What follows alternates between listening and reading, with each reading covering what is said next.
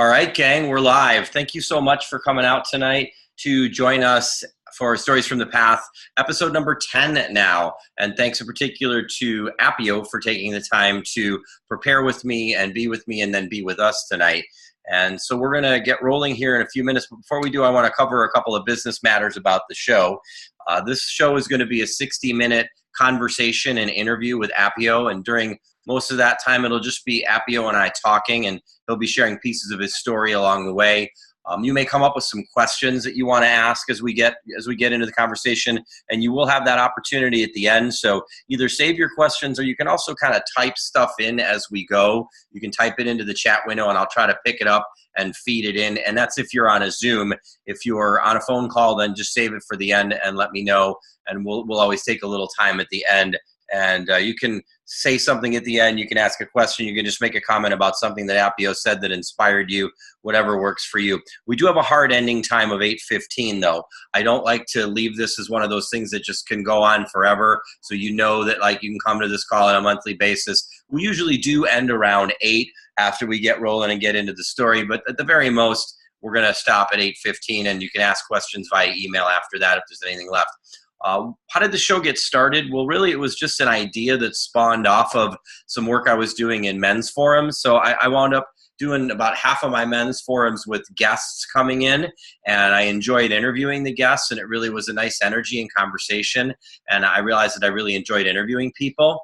And then at the Santa Fe, actually the San Antonio, too many Sans, once at San Antonio IP last January, I was Mike Dooley's room ambassador, and I got to interview him for the Q&A session, and that went really, really well. I really enjoyed that. So when I came back from that, I'm like, well, I want to just start like a monthly interview show. I really enjoyed doing this. So I reached out to Tom DeWolf the first month, and then just kind of moved through some of the people that I've worked with, some of the friends that we've all had, and just decided to do this once a month sort of interview show. And here we are on number 10. It's amazing how quickly things pile up. The funny thing is that I really didn't think that I enjoyed working in an internet forum. I really had a limiting belief, if you will, that you could create any sort of connection in this internet forum, because I really was the type of person who liked to sit in the circle and talk to people and have that physical energy. I had a hard time reading people, I thought, in this space, but boy, I really was entirely wrong.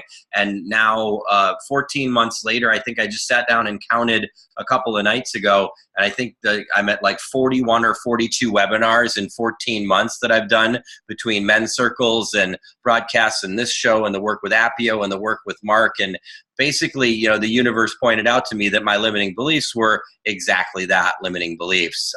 In the process of doing all this work, I've learned a lot of really cool stuff. And if I had to distill it down to the one thing that I've learned that's the most important, it's that we're all the same, right? You know, when we're operating in our everyday lives, we realize that people have stories. Just today, I met this really cool woman who came in for lunch. It's a friend of a friend.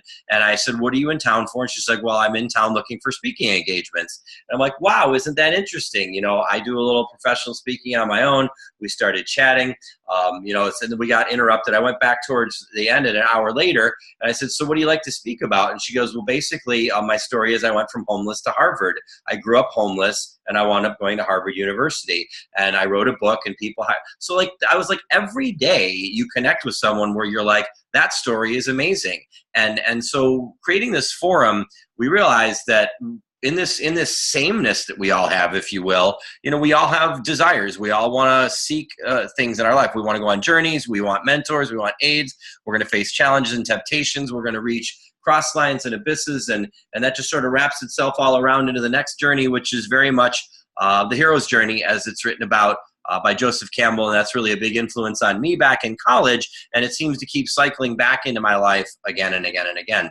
So tonight is sort of an opportunity meeting preparation for me. I did a lot of work to, you know, learn how to use forums. I really like to interview people. I've got a lot of really kick-ass friends, and so I just kind of keep asking people to step into the light with me and share and show. And tonight I'm really excited to have Appio. So let me give Appio a little bit more of a formal introduction here. I know everybody on the call kind of knows him a little bit, at least. But you know, where do I even begin to introduce this amazing man? So I met Appio in Chicago in 2014 at my first Train the Trainer event. I entered that in a very sort of lost place in my life. We had very limited contact at that first conference, but then connected on a much deeper level in January of 2015, as I had already gone through some transitions, as did Christiana. And interestingly, Appio was going through some pretty significant transitions himself. So we tended to connect really, really well. So since that time, really, I've learned so much about this amazing, caring, gifted, loving man. I know some of his tendencies, like the shiny squirrel tendency, which is to focus on so many different things and be excited and happy all the time. But I also know his deep spirituality and his core faith in the fact that there is nothing but joy available to all of us. And I've had the great privilege of being a part of some of his work. I've helped him host some of his webinars that he's done, originally called An Evening with Samuel, that he started about a year and 3 months ago, and then transitioned into the Principles of Joy. Appio is an author. He's written a book, and he's also a regular blogger, and he's going to be talking about how he's moving more into that space as he's currently transitioning into where his work is going now. But basically, Appio is what we would call an emotions emancipator, and he does some individual, but mostly now group work on allowing people to help define their connection to source, to help clear any blockages in their soul path. And he's going to talk to you a lot more about that in tonight's show. But I couldn't be more excited. He has some other projects he works on too. He's a part of something which is really cool called Real Men Feel, which is a webinar produced on a weekly basis by Appio and Andy Grant, which helps men deal with some issues and have conversation about men's things. And y'all know that's something really dear to my heart as well. So let's officially now just kind of quiet applause for our dear friend as we welcome Appio into the conversation more officially. Welcome to the show, Appio. Thank you. Thank you. Wow. I was like being moved to happy tears when I was hearing that introduction. Thank you so much. Oh, it's very easy to introduce awesome people. It's I have to say I have a very light load when I do things like this, especially when working with someone who I've worked so frequently with as you. So how's life in Salt Lake City tonight? Oh, life is fantastic. It's been kind of a cloudy, rainy week, but I actually love cloudy, rainy days, so it hasn't bothered me one bit. It's just continue to just wash away the worries of the world and just continue to make things just really, really a joyful experience, day to day to day. Yeah. And so you've really lived in Salt Lake City for a pretty good portion of your life overall, yes? Yeah. So, I was actually born in Torrance, California, and when I was about 3, that's just outside of Los Angeles. And when I was about 3, my family moved here, and I, grew up here. I don't talk a lot about my childhood here so much. I talk more about my times when I was going to the University of Utah, and then my years when I lived in Florida, that particular aspect of my life. And then I've been back here in Salt Lake now for about almost 9 years. This July will have marked my 9-year anniversary of having returned back to the mountains. And what an incredible path it's been to be back here. Now, would you say that you're pretty rooted in your life there at this point? Or is this, do you see yourself living someplace else at some point? Or where's your mindset in terms of where your roots are right now? Well, it's interesting because about 3 years ago, so I actually had made a decision that I was going to move back to Florida, and I was going to go to Orlando, and everything was going and ready I was making all the preparations. I told all of my friends, hey, I'm moving back to Orlando and so forth, but certain things just conspired to keep me here. And in reality, I'm really glad that happened because I would say that I'm rooted here for now. But living in the now also means that in the next now that comes along, it could take me somewhere else entirely. And I'm completely open to wherever life takes me, wherever I'm guided. But for now, I am rooted here. There could very well be other places for sure. Absolutely. So getting, kind of going back a little bit in time now, not to the period that you say you don't really, think about or talk about that often, but more into that period where you were growing up in your sort of teens and getting ready to go off to college. You grew up in a family that was very involved in the Latter-day Saints Church, yes? Correct, yeah. So oftentimes people, it's interesting because now more and more people who are not Mormon refer to Mormons as being LDS, which the Mormons themselves have always referred to them as being LDS. And LDS standing for Latter-day Saint, but the full name of the church is the Church of Jesus Christ of Latter-day Saints. Right on. So is that the term that's used within your, within the church itself? Yes, exactly. And Mormon and LDS are used interchangeably, but more frequently when you talk to another Mormon or somebody who's of the LDS faith, we usually refer to, they refer to themselves as LDS. Mm-hmm. Right on. Mm-hmm. So your both your mother and father were very involved in the Latter-day Saints Church, and I believe your dad and mom actually met while he was on a missions trip. Yes. Yeah, correct. So my dad was serving a mission in Brazil for the church, and my mom and dad actually met down there rather briefly. They didn't really get along while they were down there, and then my mom ended up coming up here to the U.S. To work as a nanny. She was in New Jersey, and I've never been able to get a clear story answer to how my dad wound up going out to visit my mom out in New Jersey and Philadelphia. But after that visit, about 2 months later or so, they got married. So your mom is Portuguese from Brazil then, yes? Correct. Mm-hmm. And she was born there and lived there into her early adulthood then? Yes, correct.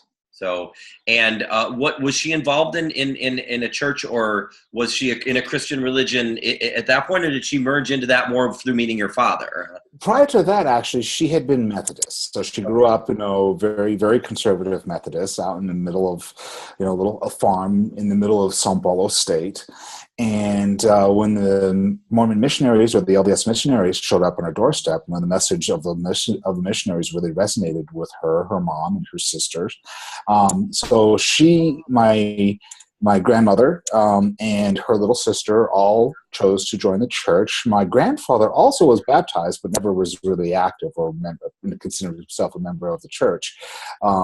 But that part of the family all joined. My mom was actually the 151st person in Brazil to be baptized into the LDS church. So a very small number in terms of the population at that time, right? Yeah.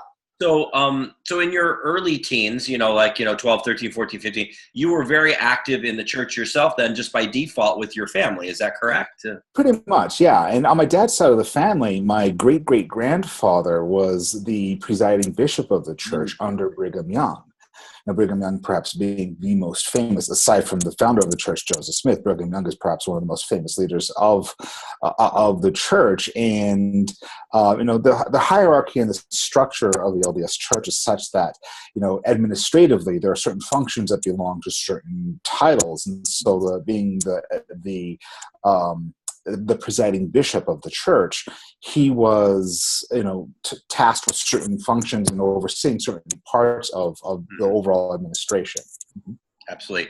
So, as you got into your later teens, there was a lot of stuff going on for you, let's say, I guess. And you and I have talked about the number of times that you've come out in your lifetime, if you will. It's an ongoing joke, yeah. But your first big coming out in your life was around age 17 when you came out to your family about your same-sex attraction, yes? That is correct, yes. Tell us a little bit about what that time in your life looked like for you. Whew, boy, that was a time of great turmoil.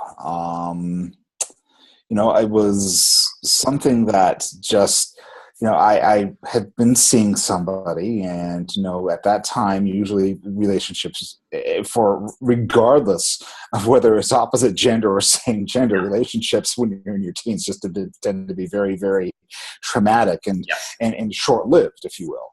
And so, I had been seeing somebody, and it was a little bit of a, more of a fling than a real thing. And I just was like really, really distraught, and was sitting down, just kind of writing down my thoughts about the whole matter, just discharging them onto paper. And my mom just got this very clear, strong impression that she should come to talk to me. And she had no idea what it was about. She just like, I need to talk to him. So she did. And I told her what I was going through. And I have to, give my mom huge props for not reacting as a typical religious parent would do, which is, oh, you're a sinner, this and that, get out of my house, blah, blah, blah. No, her reaction was very much just, you're still my son, I love you, period. But that didn't prevent her from going through, everything she could possibly think of to try to prevent me from going down the wrong path. Absolutely. So, yeah. So you definitely, you got that, I love you no matter what endorsement, if you will, from your mother. And that's continued through all the years, obviously. But there were behaviors that she carried out to sort of chase men out of your life, so to speak, I guess. You could say that, yes. I mean, she would follow me around. I mean, if I was just out in a school outing or whatever, she would always be following me around very quietly, very discreetly. But if, it looked like I was just happening to meet somebody, she would just pop up out of nowhere. And to my chagrin and my embarrassment, she was determined. She was coming from a place of abject fear. Yeah. And of course, there's the dogma aspect as well, but it was less about dogma and it was more about fear of how I would be received and viewed in the world. Correct. And I'd imagine of all the places in the world that you could be growing up, coming out, same-sex attraction, Salt Lake City's got to be one of the more challenging places to find people to connect with. Oh, yes. Oh, yes. And unfortunately, when you do grow up in a deeply conservative, highly religious community, those opportunities are somewhat limited. And unfortunately, we're limited oftentimes to, parks and places, which really leads to very high-risk behavior. Yeah. And encounters. Was that part of what I was going through? Yes. But not entirely either. I just wanted to have a normal life. And at that time, I saw myself being able to have a normal life. But when you had that, that just fear that was just being poured out on you day in and day out, it made things challenging, to say the least. So how did your dad react at first?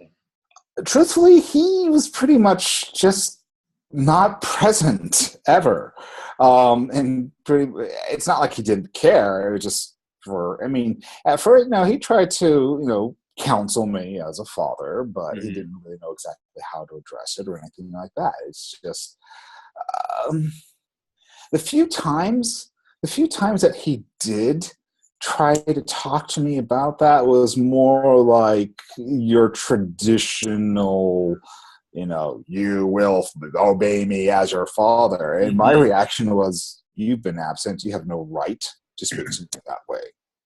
Right. Absolutely. So it was both the product of his previous behaviors of being sort of absent and then really just like his own fear of even looking at the situation that just sort of made you guys sort of walk on separate paths a lot of the time then? Is that a fair assessment? Yes, that was part of it. But the other part of it as well was the fact that my dad never really signed up to be a father. He had his own challenges and his own things that he was dealing with. And probably the best way I could summarize it would be he was a free spirit that was bound, stuck in a straitjacket of cultural expectations. Right. He been able to be left to his own devices, I have no doubt that he had a family because he wanted to. But there's also the fact that he had a family because it was expected of him. And had he not been expected to be a responsible man and a provider for the family and so forth, he probably could have turned out to be the best dad in the world because he was such a joyful, playful. During my dad's memorial service when he transitioned last year, my brother called him a mischievous rascal. Because of all the stories that surfaced about how my dad was as a kid when he would babysit the older cousins. That was him. Had he been able to truly follow that, he could have been amazing. But because there was that cultural expectation, he ended up being somewhat resentful, especially of somebody like me who was putting so much emotional expectation on him to be the dad that I wanted him to be. Right on. So here you are, like you're growing up in an LDS community. You're living in fear, self-judgment, shame, all of these things, your words that you've shared with me, not any judgment I'm making on you. You wanted to try to find some harmony in your life somehow, but you wound up living a double life for a good part of the time you were 17 to, early 20s or 20-ish, yes? Mm-hmm. Very much, yes, exactly. Right until just before I turned 20, 20. February 19th, 2000, or 1989, I think was the exact date. Yeah. It kind of like seared into my memory. So you told me that either at age 20 or around age 20, you had a bad experience, if you will, in a relationship with the man that you were in. Yes? That's correct. Sort of made you sour on the idea of same-sex attraction. Yes, it made me really kind of take a step back and think, is this the path I want to go down? Mm-hmm. No, there's too much heartache. There's too much instability. And, in retrospect, I realized what so much of it had to do with that. There are so many people who could not really just find normal or regular places to meet Right. and to be themselves. There was a lot of dysfunction. So all I had was dysfunctional relationships. Plus, I had a lot of my own emotional turmoil that I was going through. So I was absolutely a contributor to that dysfunction. But I just reached a point of emotional exhaustion. Right. I'm like, no, I don't want this anymore. So by your own choice, you agreed to get fixed, basically. Pretty much, yeah. So you entered by your own free will a program that was then referred to as reparative therapy. I think now it's widely called conversion therapy. Yes, right? Yeah, exactly. But you told me that you were focusing in that process of healing yourself, your word, healing yourself from same-sex attraction. That is correct, yes. The whole premise behind reparative therapy, and I'm going to call it for what it was originally called and not the term that is currently used, because the whole premise behind reparative therapy was to repair your identity. Right. But it was very much rooted in Freudian psychology. And it seemed as if, it spoke to a lot of people who had fit that typical Freudian role of absent father, overbearing mother. And so therefore, you're attracted to members of your same gender because you never had a proper role model in your life. Right. That was the whole idea behind it. So I bought into it. I was like totally gung-ho. Yes, that's my story, because sadly, it actually was my story. It kind of was your story, right? It kind of was my story, yeah. So, I bought it, hook, line, and sinker. And I just went full in. When I commit to something, I really commit. And so, I was determined. I'm going to fix myself. I'm going to get married. I'm going to do all the things that, was expected of me. At the time, what's really interesting is that even though the LDS Church no longer officially endorses conversion therapy, or rather reparative therapy, back when I went through it, it was part of the LDS social services that they provided to members of the church or to anybody who approached them. Right. So you told me something amazing. Well, actually, just first tell us a little bit about what that therapy looked like. So what were some not necessarily going deep into personal therapy sessions, but give us an overview of what happened. Did you go sit on somebody's couch? What happened? Well, that was the one element that was missing from the whole Freudian setup here, is the couch where you lay down. It's like, tell me about your mother. That question never got asked. Yeah. But we would sit in the therapist's office. We would talk about just regular things that you normally talk about in a therapy session, but all of it based on there are two elements that really set the conversion therapy apart, or reparative therapy apart. First of all, the fact that that it was very religiously based. And so, you had science mixed in with dogma, for one. And the second part of it was that it was, again, helping you to understand yourself, so you could let go of that attraction, the need to take things from other men in a physical sense, so that you could truly, be free of that and repair yourself, so that you could have relations with women the way God had intended. Right. So you told me something kind of amazing, that despite the great harm that can be caused by this type of therapy, that Mhm. you really are grateful for some of the good that came out of it. Yes? Yes, What indeed. was some of that good? First and foremost, at that time of my life, it came at the perfect and appropriate time in my life because I was going through an emotional crisis. Mhm. It helped me keep my sanity enough and give me enough tools to realize about, to basically, one of the key things I got from the reparative therapy process was learning how to recognize when I was starting to get into a codependent relationship. Okay. I also learned how to appreciate myself enough and love myself enough to say no to relationships that were going to be bad for me. Hmm. And so those were perhaps the two key things that I think that really got out of it. Plus, it also served as a distraction from parts of my life that I was not ready to face Right. or to deal with.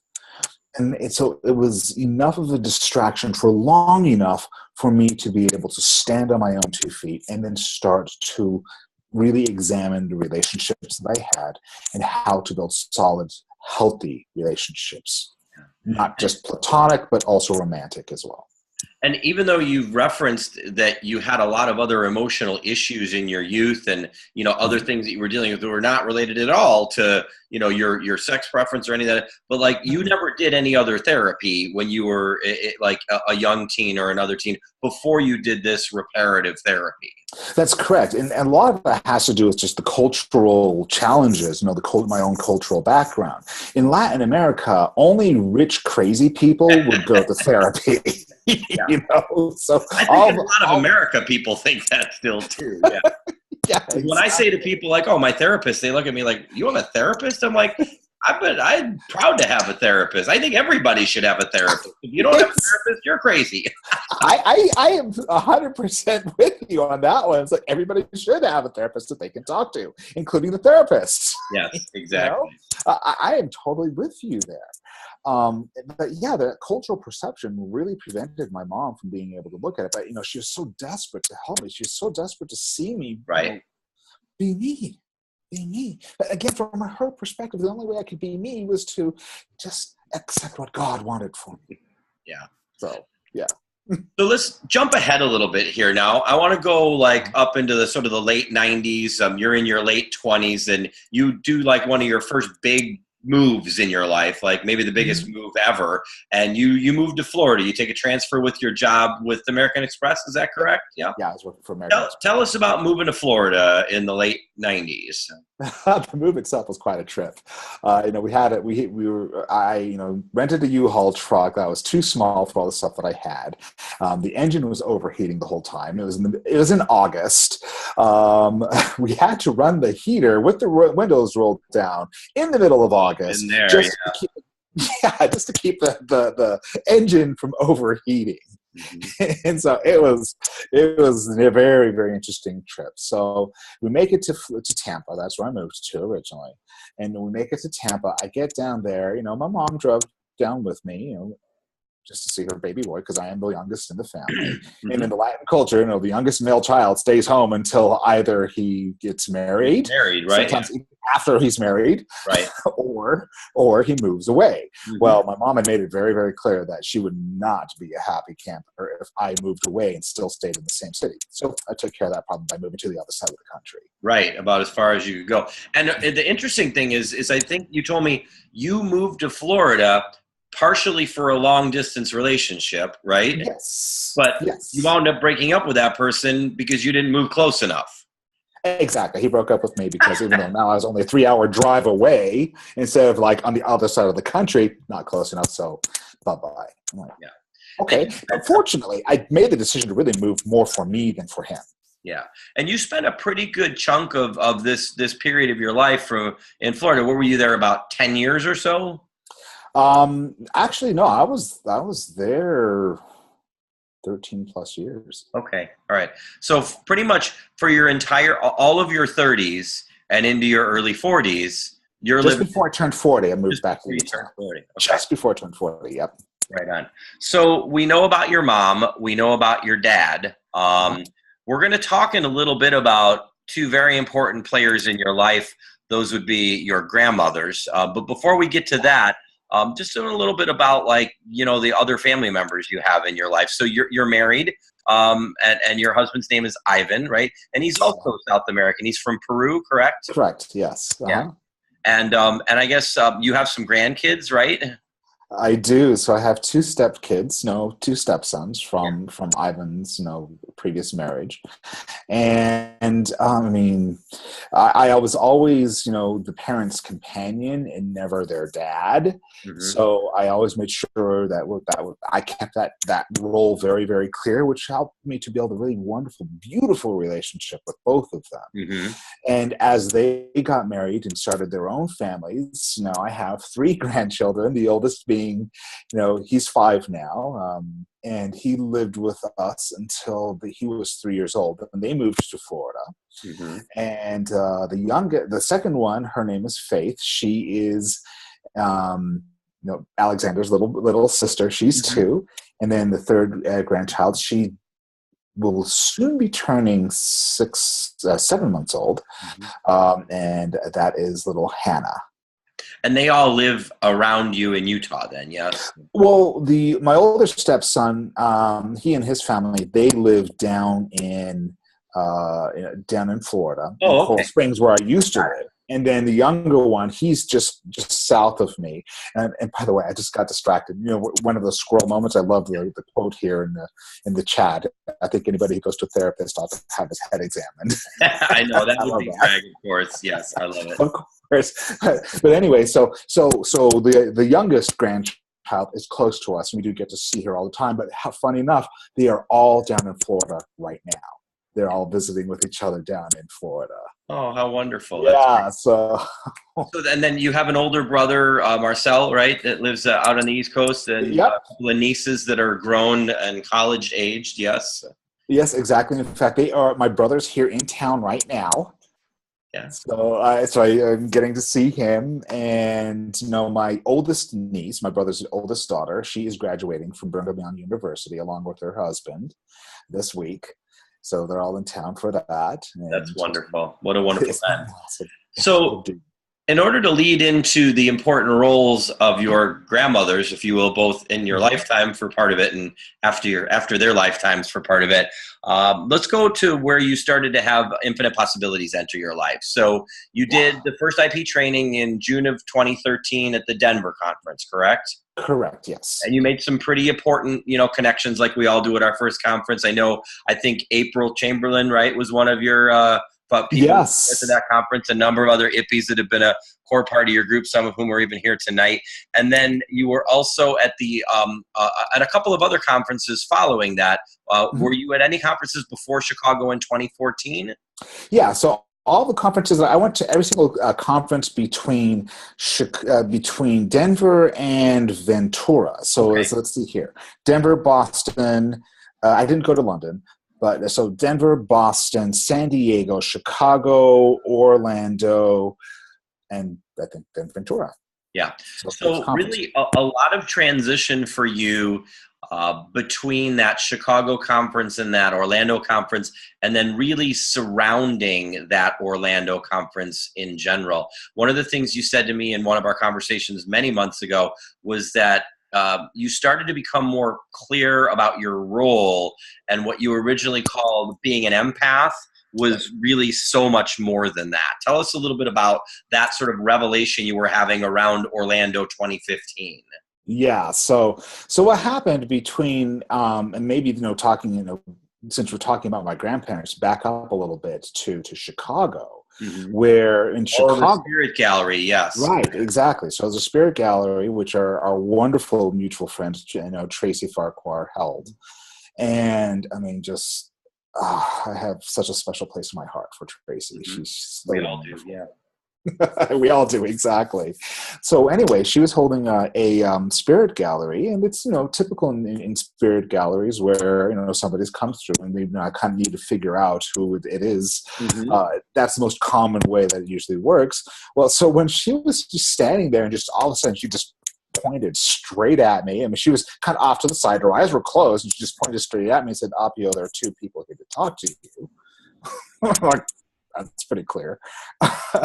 And so turned out to be my paternal grandmother. Mm-hmm.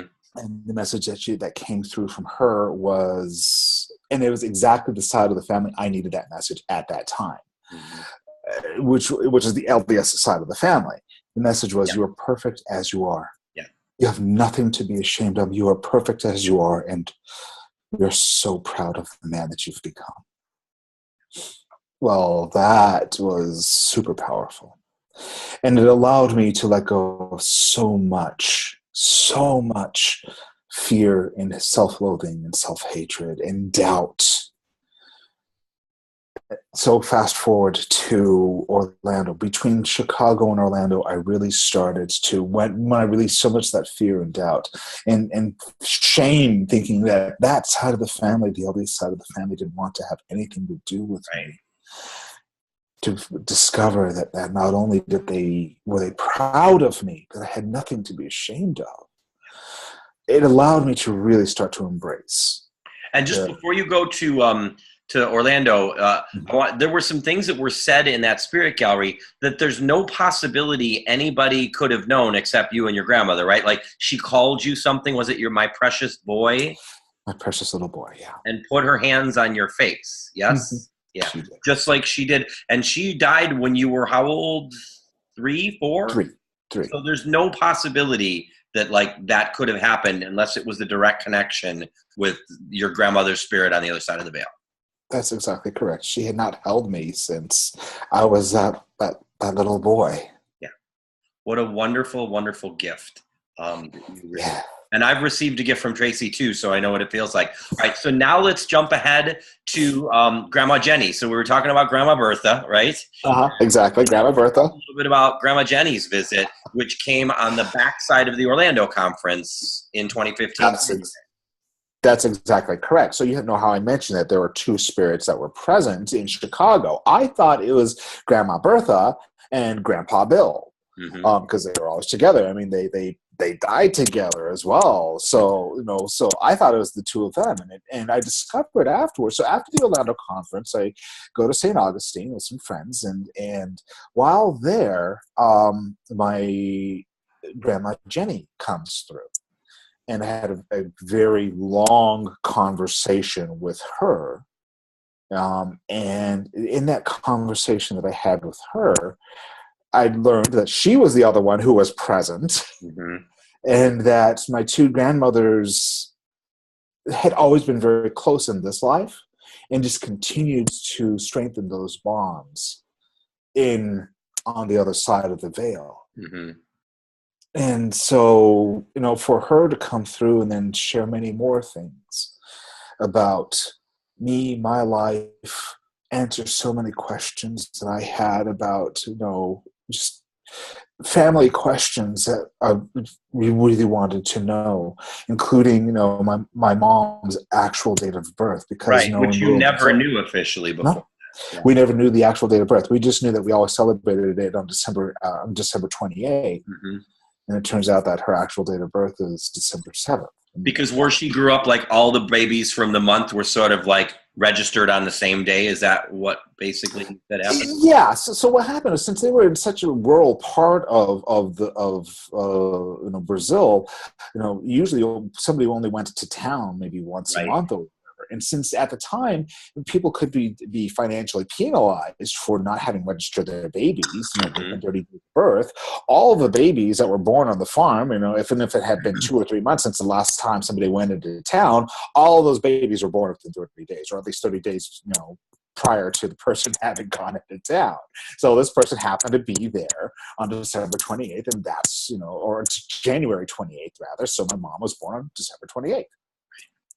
So you have a wonderful visit from Grandma Bertha at the Spirit Gallery in Orlando in Chicago in August 2014. You have this long, 2+ hour conversation with your Grandma Jenny's spirit in January 2015. And then for the rest of the year for 2015, you kind of sit with yourself in sort of like an extended meditation, I think you called it, or a period of self-discovery where you just allowed the messages to start to come through you. That's exactly correct. Both of those conversations really triggered a greater awareness within myself Mm-hmm. of A, having been able to release the shame, and B, having been given permission, essentially, Mm-hmm. to really explore the totality of me. I Yeah. spent the rest of that year really starting to explore just how deep my connection and my ability to perceive the emotional currents that are all around me really was. I mean, it's a very, as you know, a very deep connection. Yeah. So, and I love that phrase, the totality of me, because it's really so comforting to people that are light workers that sort of, are operating in a similar place at some level, probably everybody, with that, like, will I ever have the faith to step into the totality of what I see as me? And I love the way that you use that phrase. So tell us about the committee, Appio. The committee, my pet name for the consciousness that I am connected with. You could say that the committee is kind of like more the group, if you will, of the 8 who essentially kind of have always been present, have always been around, who are essentially, if you were to think of things in terms of a corporate structure, they would be like the board of directors, if you will. I think that's good. That makes sense. Yeah. Yeah. I jokingly call them the committee because, at times it feels like if you're sitting in front of a committee. But in reality, they are...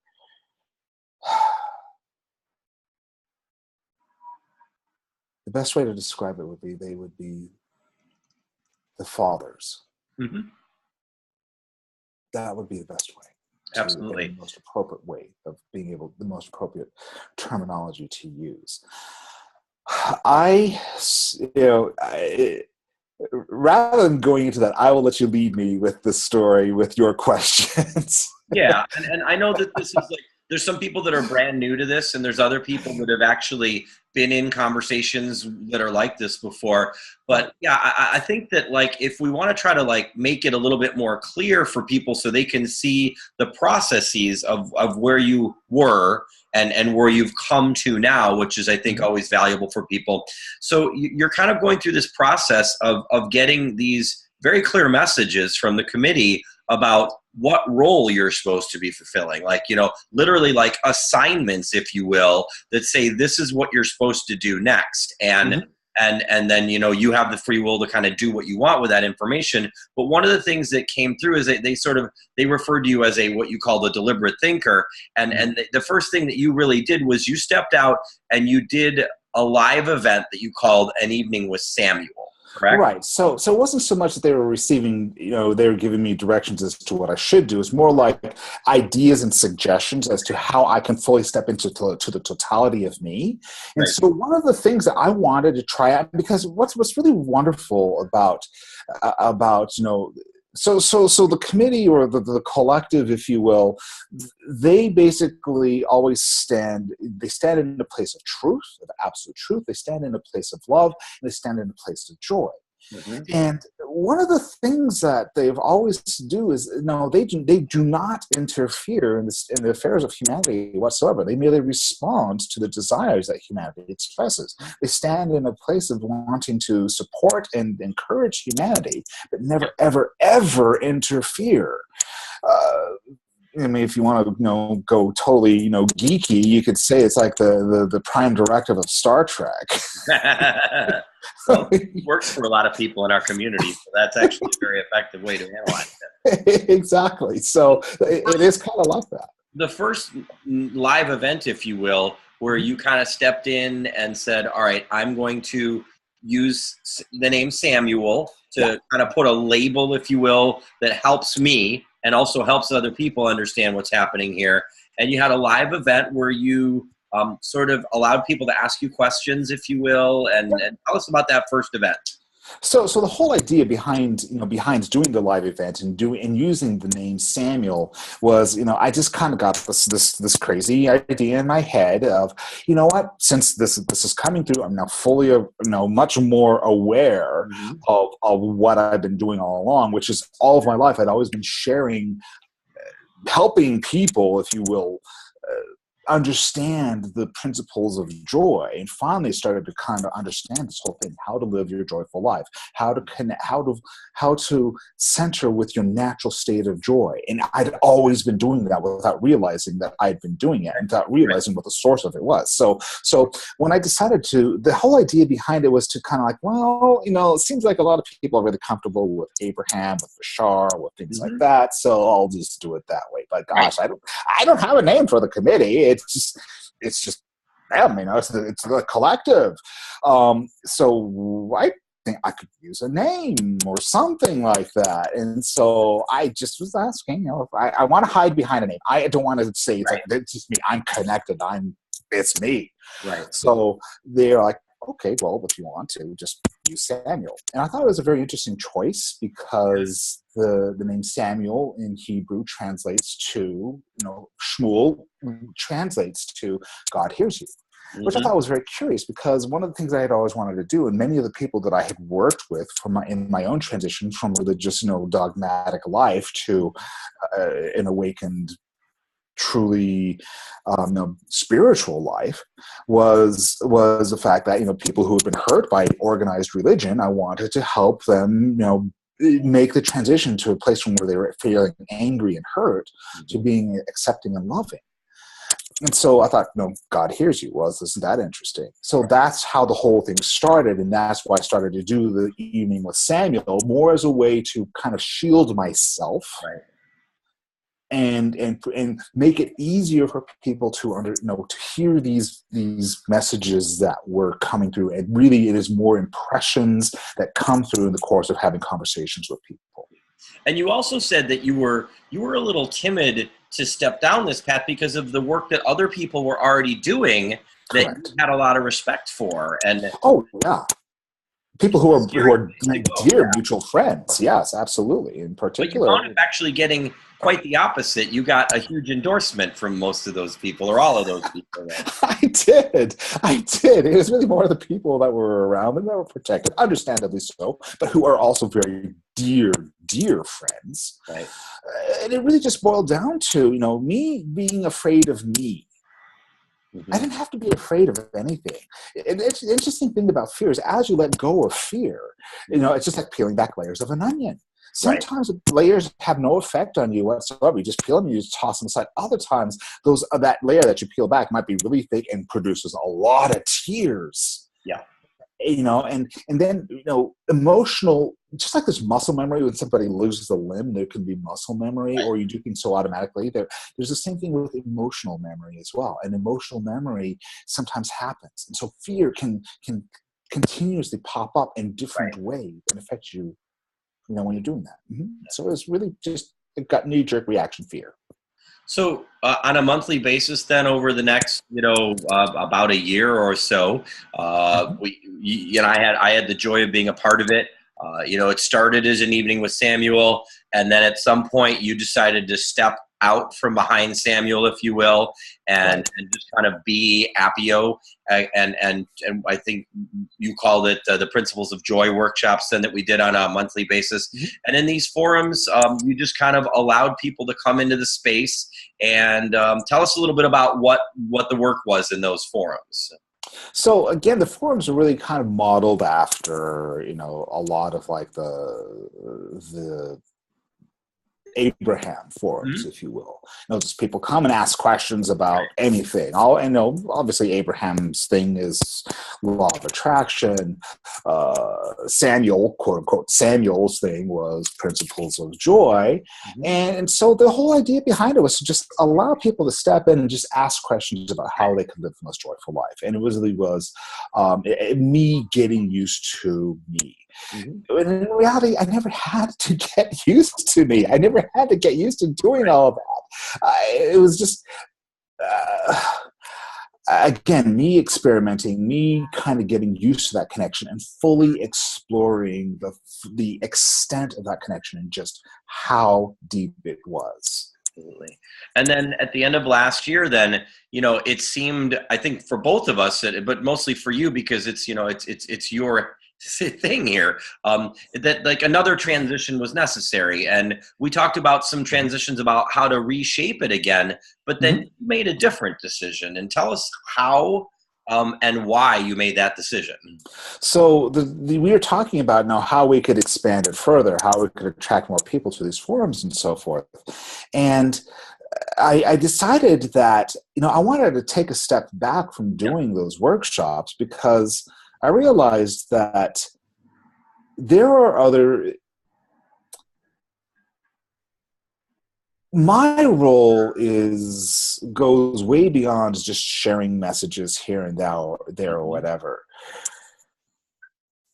I stand in a place where I'm almost like a bridge between the two dimensions that humanity can best perceive, which is their own existence and the spiritual dimension, which oftentimes, includes, spirits, just of loved ones, deceased ones, the divine, however you wish to define the divine and so forth. I kind of stand in that space where I'm connected to both. I'm very much aware of both. And it's almost as if, I help to facilitate the communication between both sides. Mm-hmm. Oftentimes there can be, when truth is spoken, particularly truth from the place of, absolute truth, absolute love, it isn't necessarily understood by, by the humans when we are in our human state are so wrapped up in our stories and our illusions and everything else. Mm-hmm. And so, sometimes when humans are doing like crazy things, it's like, it's accepted. It's completely accepted. And it's like, whatever it is that you want to do. But sometimes it isn't always properly understood, and it can create some turmoil on the other side as well. So it's like helping to settle the turmoil. It's helping to kind of like bridge that gap and just let things fall where they are. Right. And sometimes hold either side in a space of love to let it release. Yeah. So as you've been sort of sitting in this space of, we say taking a step back, I think, so frequently in life. And sometimes I don't love that because it tends to place a value judgment that's not attended. But as you've sort of taken some time to sit with yourself, I guess is maybe a better way to say it, and see what's happening next, you've come to some conclusions. And one of those conclusions is that you're probably not looking to do a lot of one-on-one coaching at this point, although it's a possibility. You're really looking more at at group work. And then two, that really specifically, while your audience is really infinite, there's a very specific target, and that is specifically light workers who are called to work with you. You said to me, like, your best clients are light workers.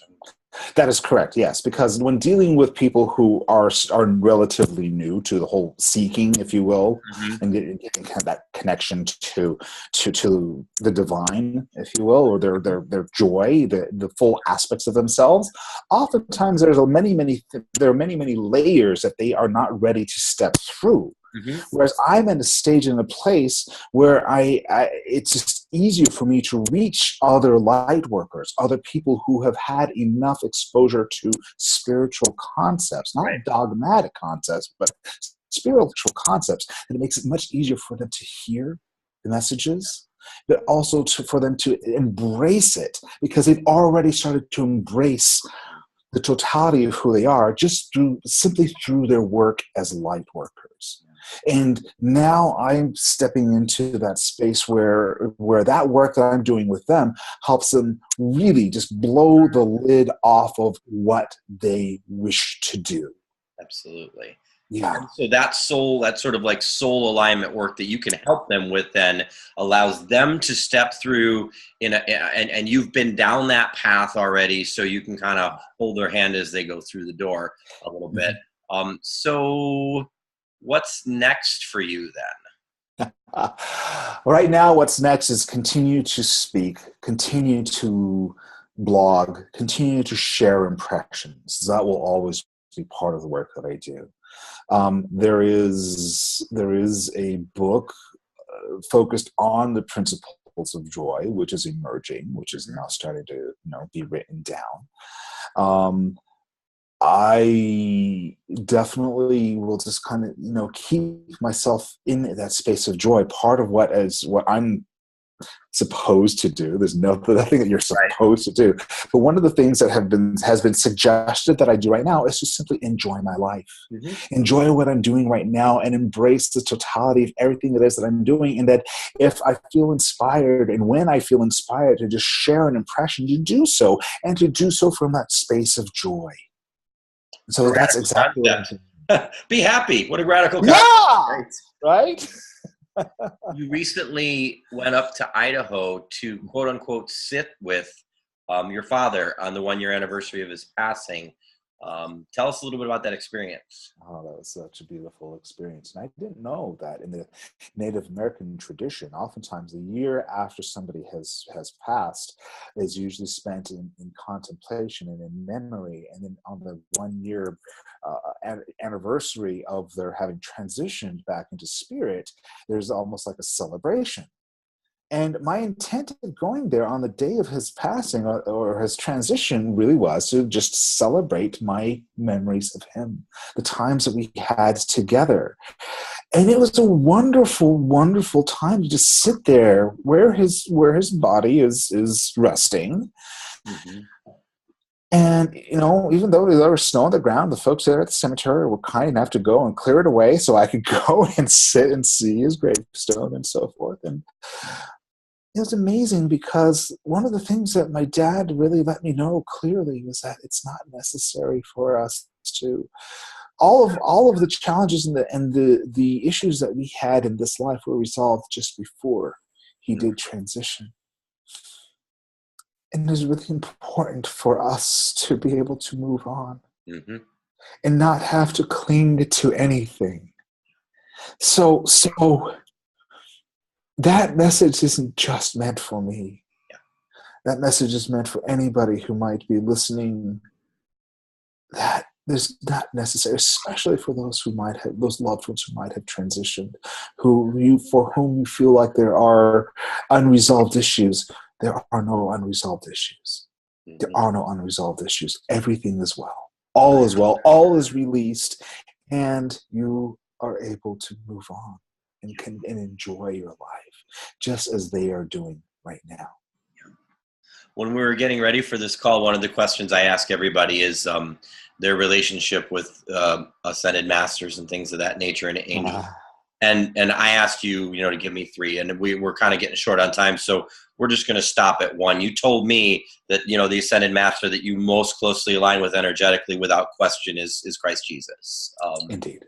So tell us a little bit about and I know this could be a whole nother call, right? But coming out of a conservative religious family with the distinct possibility of pushing that into the closet and having it stay there forever, which happens to a lot of people. Tell us for a minute or so about your relationship with Christ Jesus.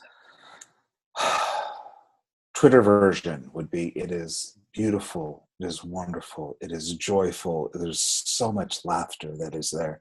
There's so much insight. There is both of us have been able to join together in releasing our own challenges with humanity and what has happened with humanity oftentimes in his name. And it's what I've discovered, one of the most beautiful things that I've discovered is that special relationship that is talked about in Christian scripture is truly a real thing. But that special relationship with him is not as it is described in dogmatic terms. It is simply one of those things that he recognizes every single one of us and loves to have that special relationship with every single one of us. And again, not at all in that religious construct. It is simply having a relationship with somebody who has been through so much and understands so much of what we as human beings go through. And it is one of my most treasured relationships. Spoken with the passion of a man who very well knows his connection to source and how important it is in his lifetime. I'm going to unmute everybody so we can all give Appio a nice little round of applause. And I'm going to switch to the gallery view here also, just so we can get some faces in here. So just really quick, because we're coming up on my hard line cutoff time, I'm just going to go around the circle once. See if you want 15 seconds, you could say anything you want to say to Appio. And if not, just say thank you, I love you. Wendy, you got anything to say to Appio? Thank you for sharing your story. Yeah, thank you. Beautiful. Deb and B, you got anything to share or quickly say to Appio? Thank you for sharing your vulnerability and your story. And yeah, your joy. Right on. Thank you. The IPI principles of we teach best what we are in the process of learning most comes forward in your conversation. So, indeed, and I'm so grateful for you guys being here and your support. Thank you so much. Right. And then Mark, anything to say to Appio to wrap up? Oh, great job! I'm glad I was here, and thanks for sharing. Thank you so much, Mark. Greg, your turn. The love really comes through, Appio. Doesn't it, though? I only wish you just everything wonderful. Yeah, you can just feel it. That's an easy one because you already have it. And our friend Deb on the phone. You got anything to say to Appio, Miss Deb? I do. Can you hear me? I can. Okay, good. I just wanted to say that I loved every second of your interview, and I was glued. So thank you for opening up and sharing your story. And every time someone shares their story, as you know, we all heal, and we all got a piece of that. And we can relate in a different way. So I thank you. Yeah, thank you. It was amazing. Thank you so much. And I got text while we were here from Christiana, who's at work, and then Jeffrey Hutcherson, who got tied up with a massage and sent his love to you, and then Emily Romeo also texted while we were here and sent her love to you. So if you have people who want to, and Sarah Lawrence texted and said thank you, and I'm going to be tied up at work. So lots of people that sent love your way, Appio, as we wrap this up tonight. This is thing to do announcements, if you will, at the end, because you always have to have announcements or it's not complete, right? Whether it's a broadcast or whatever. If you want to see this broadcast again, I should have it up and running in a few days. Share it with your friends. I'll publish it on the normal channels. If you need to get a hold of Appio, his website is appiohunter.com. You can link to his message folders there. Easy to get a hold of him. Find the other work that he's doing with Andy Grant and on his own. And of course, you all know how to reach me because you all hear from me like 50 times a month, basically, probably, between all the various things that I send you. I'll see some of you in Santa Fe. I won't see some of you in Santa Fe, but I'll miss you, and I'll know that you're a big part of the energy that's going to be there, and we'll be carrying your hearts with us. We had intended to do a Love Your Life workshop in Chicago in May, but it really wasn't happening organically for the four of us. So Deb and Sarah and I and Christiana have decided we're going to put that off until probably August, and we're looking at getting something scheduled in August. So those of you who've been kind of wondering about that, that's coming up. And then trainers, look for me on June 5th. Deb did the section on instincts, dreams, hunches, and desires this past Friday, and on June 5th, I'm going to be presenting the chapter on faith.